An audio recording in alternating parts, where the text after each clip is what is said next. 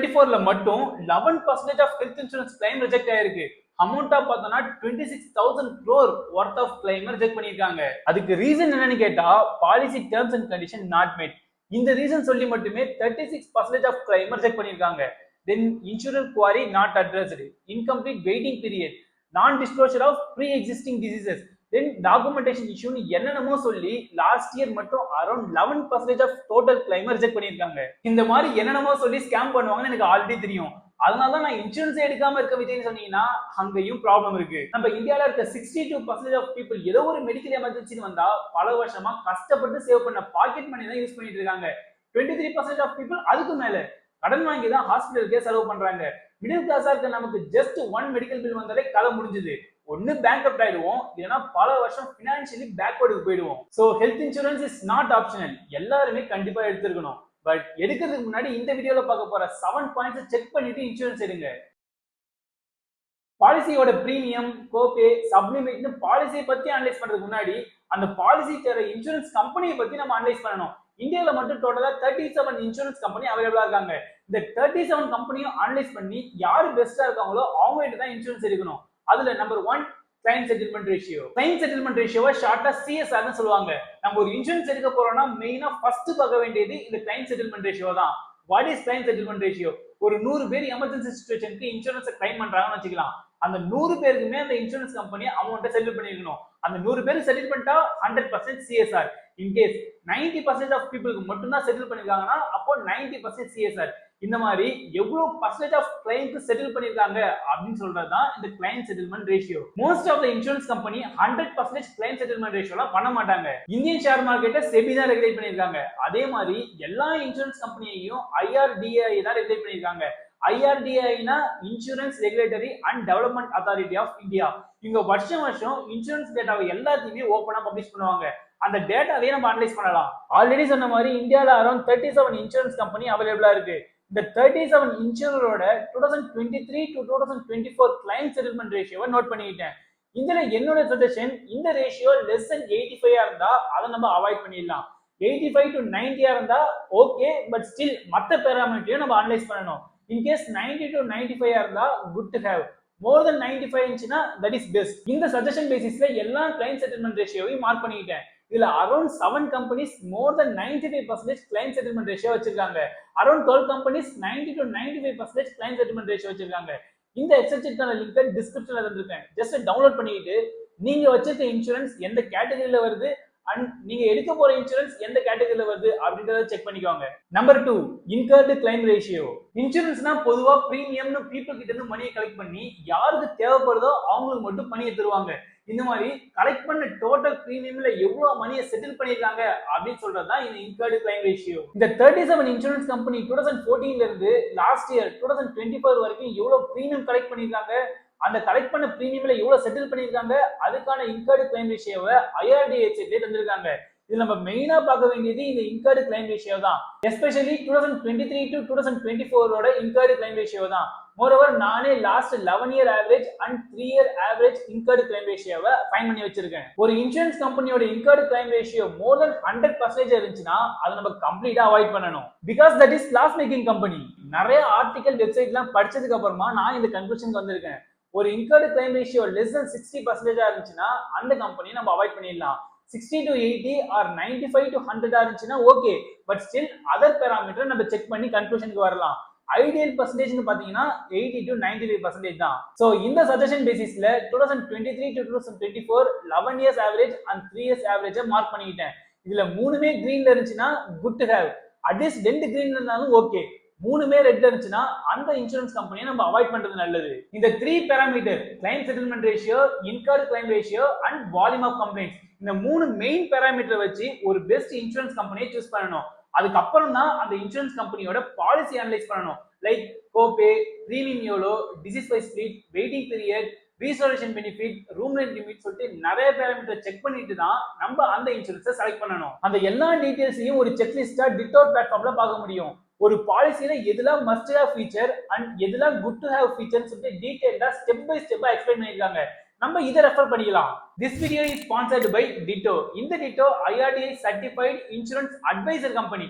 நான் பர்சனலா இந்த டிட்டோவை ட்ரஸ்ட் பண்றதுக்கு மெயின் ரீசன் இது ஜெரோதா பேக்கரி கம்பெனி. இன்வெஸ்ட் பண்ற எல்லாருக்குமே ஜெரோதாவை பத்தி தெரிஞ்சிருக்கும். அந்த ஜெரோதாவே இந்த டிட்டோ கம்பெனில இன்வெஸ்ட் பண்ணிருக்காங்க.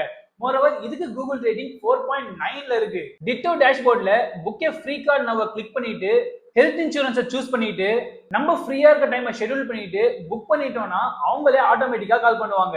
நம்மளோட லைஃப் சிச்சுவேஷன், நீட், இன்சூரன்ஸ் டைப்னு எல்லாத்தையும் கேட்டு அவங்களே நமக்காக அனலைஸ் பண்ணி பெஸ்ட் இன்சூரன்ஸ் பிளானை சஜஸ்ட் பண்ணுவாங்க. கூடவே நமக்கு ஏதாவது டவுட் இருந்துச்சுன்னா அதையும் அவங்க கிட்ட கேட்டு கிளியர் பண்ணிக்கலாம். ஸோ டிட்டோவோட லிங்கை டிஸ்கிரிப்ஷன்ல தந்திருக்கேன். இப்பவே உங்களுக்கான ஃப்ரீ காலை புக் பண்ணி உங்களுக்கு சூட்டபிளா இருக்க இன்சூரன்ஸ் பிளானை சூஸ் பண்ணிக்கோங்க. Number 3, volume of complaints. இன்சூரன்ஸை கிளைம் பண்ணக்குள்ள ஏதாவது ப்ராப்ளம் வந்துச்சுன்னா பீப்புள் கண்டிப்பா கம்ப்ளைண்ட் ரைஸ் பண்ணுவாங்க. அப்படி லாஸ்ட் 1 இயரா ரைஸ் ஆன கம்ப்ளைண்ட்ஸ் டேட்டாவை தான் அனலைஸ் பண்ண போறோம். 2022 2023ல எவ்வளவு பெண்டிங் கம்ப்ளைண்ட்ஸ் இருக்கு, 2023 2024ல எவ்வளவு கம்ப்ளைண்ட்ஸ் வந்திருக்கு, அதுல ஆக்சுவல் கம்ப்ளைண்ட்ஸ் எவ்வளோ, அந்த வந்த கம்ப்ளைண்ட்ஸ்ல எவ்வளவு அட்டென்ட் பண்ணிருக்காங்க அப்படின்ற டேட்டா எல்லாத்தையுமே ஐஆர்டிஏ வெப்சைட் இருந்து எடுத்துக்கிட்டேன். இதுல இருக்கிறதுலே அதிகமான கம்ப்ளைண்ட்ஸ் பார்த்தா ஸ்டார் ஹெல்த் இன்சூரன்ஸ்ல தான் வந்திருக்கு, which is around 16,603. Next United India insurance, அதுல 7,181. இது வால்யூம் ஆஃப் கம்ப்ளைண்ட்ஸ். நம்ம இதை வச்சு மட்டுமே டிசைட் பண்ணிட முடியாது. பிகாஸ் ஒரு இன்சூரன்ஸ் கம்பெனில நிறைய பேர் இன்சூரன்ஸ் போறாங்கன்னா அங்க ஆப்வியஸா கம்ப்ளைண்ட்டும் அதிகமா தான் இருக்கும். அப்போ நம்ம இந்த வால்யூம் ஆஃப் கம்ப்ளைண்ட் மட்டும் பார்த்தா பார்த்தாது, வந்த கம்ப்ளைண்ட்ஸ்ல எவ்வளவு ரிசால்வ் பண்ணிருக்காங்கன்றதையும் பார்க்கணும். இந்த percentage of resolved maximum to minimum பேசிஸ்ல ஸ்டார்ட் பண்ணிக்கிட்டேன். இதுல நிறைய கம்பெனி 100% ஆஃப் கம்ப்ளைண்ட்ஸை ரிசால்வ் பண்ணிட்டாங்க. இதுல இருக்கிறதுலே மினிமம் பாத்தீங்கன்னா 57%. அப்படின்னா இந்த இன்சூரன்ஸ் கம்பெனி டோட்டலா வந்த கம்ப்ளைண்ட்ஸ்ல 57% ஆஃப் கம்ப்ளைண்ட்ஸை மட்டும் தான் ரிசால்வ் பண்ணிருக்காங்க. என்னோட சஜஷன் ரிசால்வ் பண்ணதுல மேக்ஸிமம், அதாவது 100% இருக்கணும். அதோட கம்ப்ளைண்ட்ஸ் லோயஸ்டா இருக்க மாதிரி செலக்ட் பண்ணா பெஸ்டான இன்சூரன்ஸ் அர்த்தம். இவ்வளவு நேரம் நம்ம இன்சூரன்ஸ் கம்பெனியை பத்தி அனலைஸ் பண்ணிட்டு இருந்தோம். இதுக்கு அப்புறம் தான் மெயின் மேட்டரே இருக்கு, இன்சூரன்ஸ் பாலிசியை அனலைஸ் பண்ணணும். ஃபர்ஸ்ட் கோபேமெண்ட். நம்ம ஒரு 5 lakhs கவர்ல ஒரு ஹெல்த் இன்சூரன்ஸ் எடுக்க போறோம்னு வச்சுக்கலாம். அதுக்கான பிரீமியம் வருஷத்துக்கு ஒரு 7,000 rupees இருக்கும். இங்கதான் ஒரு ஸ்கேம் பண்ணுவாங்க. நீங்க 20% கோபேமெண்ட் அக்செப்ட் பண்ணா மட்டும் போதும், உங்க பிரீமியம்ல 2,000 rupees ரெடியூஸ் பண்ணிடுறோம். அப்போ வருஷத்துக்கு 7,000 கட்ட வேண்டிய இடத்துல ஜஸ்ட் 5,000 மட்டும் பே பண்ணா போதும்னு சொல்லுவாங்க. இந்த ஆப்ஷன் நல்லா இருக்கேன்னு இதை சூஸ் பண்ணிட்டீங்கன்னா பின்னாடி நம்ம தான் கஷ்டப்படணும். நாளைக்கே ஒரு 5 lakhs rupees ஹாஸ்பிட்டல் பில் வந்துச்சுன்னா 20% கோபேமெண்ட் அக்செப்ட் பண்ணியிருந்தா 1 lakh rupees நம்ம கையில இருந்து பே பண்ற மாதிரி ஆயிடும். வருஷத்துக்கு ஒரு 2,000 rupees ஆசைப்பட்டு 1 lakh rupees நம்ம பாக்கெட்ல இருந்தா பே பண்ணக்கூடாது. ஸோ கோபேமெண்ட்டை அவாய்ட் பண்ணிக்கோங்க. Next room rent limit. ஒரு சில பாலிசியில ரூம் ரெண்ட்டுக்கும் லிமிடேஷன் போட்டிருப்பாங்க. For example 1% of your sum அஷ்யூர்டுன்னு கண்ணுக்கே தெரியாம பாலிசியில ஏதோ ஒரு மூலையில போட்டிருப்பாங்க. 5 lakhs கவர்ல 1%னா 5,000 rupees. அப்போ ரூம் ரெண்ட் லிமிட் 5,000 rupees. நம்ம ஏதோ ஒரு எமர்ஜென்சிக்கு ஹாஸ்பிட்டல் அட்மிட் ஆனா room charges, operational cost, medicine, other expense சொல்லிட்டு நிறைய சார்ஜஸ் போடுவாங்க. அந்த ஹாஸ்பிட்டல்ல ஆபரேஷன், மெடிசன்ஸ்லாம் எல்லாமே சேம் காஸ்டா தான் இருக்கும். பட் இந்த ரூம் டைப்பை பொறுத்த வரைக்கும் நிறைய டைப்ஸ் ஆஃப் ரூம்ஸ் ஹாஸ்பிட்டல் பொறுத்து மாறிக்கிட்டே இருக்கும். இங்க ஷேர்டு ரூம், டீலக்ஸ் ரூம்னு 2 types ஆஃப் ரூம் அவைலபிளா இருக்கு. ஷேர்டு ரூமுக்கு பர் டேக்கு 5,000 rupees ரெண்ட், டீலக்ஸ்க்கு 10,000 rupees ரெண்ட். 5,000 rupeesனா ஓகே, நம்ம ரூம் ரெண்ட் லிமிட் கூட வந்துருச்சு, நம்ம ஷேர்டு ரூம்ல இருந்துடலாம். ஆனா ஷேர்டு ரூம் வசதியா இருக்காது. சோ நம்ம டீலக்ஸ் ரூமுக்கு போயிடலாம், என்ன ஒரு 5,000 rupees எக்ஸ்ட்ரா கட்டிடணுமா, ஓகே நம்ம கட்டிடலாம் அப்படின்னு நீங்க டிசைட் பண்ணி டீலக்ஸ்ல நீங்க அட்மிட் ஆயிட்டீங்கன்னா எப்ப நீங்க இன்சூரன்ஸ் கிளைம் பண்றீங்களோ அப்போ ஒரு பெரிய குண்டா தூக்கி போடுவாங்க.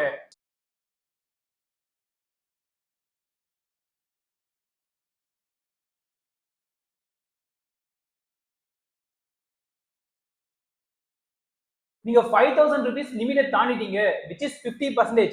அப்படின்னா டோட்டல் ஹாஸ்பிட்டல் பில்ல நான் 50% மட்டும் தான் தருவேன். அப்போ 75,000 மட்டும் தான் நான் தருவேன். ரிமைனிங் 75,000 நீங்களே போட்டுக்கோன்னு சொல்லிட்டு பெரிய குண்டா தூக்கி போட்டிருப்பாங்க.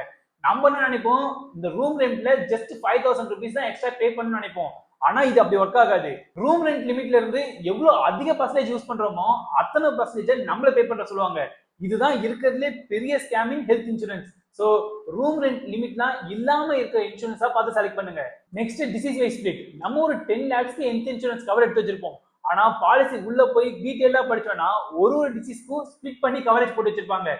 ஃபார் எக்ஸாம்பிள் கார்டியோவாஸ்குலர், ஹார்ட் ரிலேட்டடா நீ ஏதாவது போய் ஹாஸ்பிட்டல் அட்மிட் ஆனா 2,50,000 மட்டும் தான் நான் தருவேன். ரிமைனிங் எவ்வளவு செலவாகுதோ அதை நீ தான் தரணும்னு சொல்லுவாங்க. நீ ரீப்ளேஸ்மெண்ட்லாம் பண்ணா 2,75,000 தான் நான் தருவேன், ரிமைனிங் நீயே போட்டுக்கோ. அதர் மேஜர் ஆபரேஷனுக்குலாம் 2 lakhs தான் நான் தருவேன், ரிமைனிங் தான் நீ பாத்துக்கோன்னு சொல்லிட்டு ஒரு டிசீஸ்க்கும் செப்பரேட்டா கவரேஜ் போட்டு வச்சிருப்பாங்க. பிரீமியம் கம்மியா இருக்க இன்சூரன்ஸ்ல இந்த டிசீஸ் வைஸ் ஸ்பிளிட் இருக்கு அதிக சான்ஸ் இருக்கு.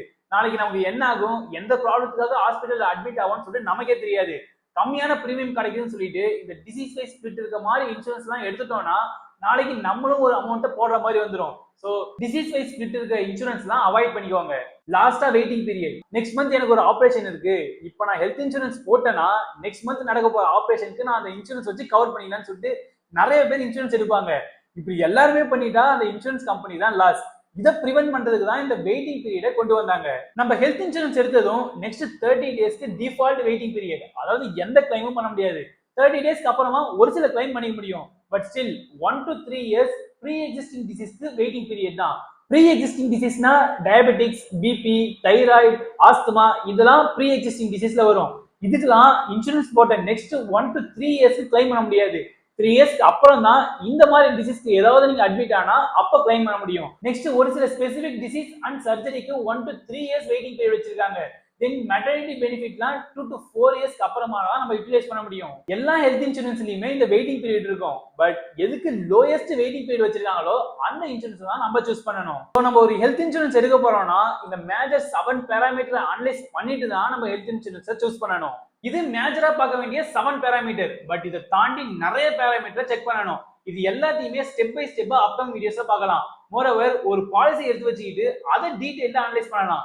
நீங்க அந்த மாதிரி வீடியோஸ்லாம் இன்ட்ரெஸ்டா இருந்தீங்கன்னா கமெண்ட்ல சொல்லுங்க. உங்க இன்ட்ரெஸ்ட பொறுத்து அந்த வீடியோஸ் எல்லாம் சீக்கிரமா அப்லோட் பண்றேன். இந்த ப்ராசஸை சிம்பிளிஃபை பண்றதுக்கு தான் டிட்டோ இருக்காங்க. டிஸ்கிரிப்ஷன்ல இருக்க டிட்டோ லிங்கை கிளிக் பண்ணி உங்களுக்கான ஃப்ரீ 30 மினிட்ஸ் காலை புக் பண்ணிக்கோங்க. ஆல்ரெடி சொன்ன மாதிரி உங்க இன்சூரன்ஸ் ரிலேட்டட் டவுட்ஸ் அண்ட் உங்களுக்கு சூட்டபிளா இருக்க இன்சூரன்ஸ் அவங்களே சஜஸ்ட் பண்ணுவாங்க. They are completely spam free. இந்த வீடியோ உங்களுக்கு யூஸ்ஃபுல்லா இருந்துச்சுன்னா வீடியோவை லைக் பண்ணிட்டு சேனலை இப்பவே சப்ஸ்கிரைப் பண்ணிக்கோங்க. உங்க தாட்ஸ், சஜஷன், ஒப்பீனியன் எல்லாத்தையுமே கமெண்ட்ல சொல்லுங்க. That's it for today. It's just a beginning. More things to learn. We will grow together and escape from normalcy. Stay tuned. See you soon, warriors.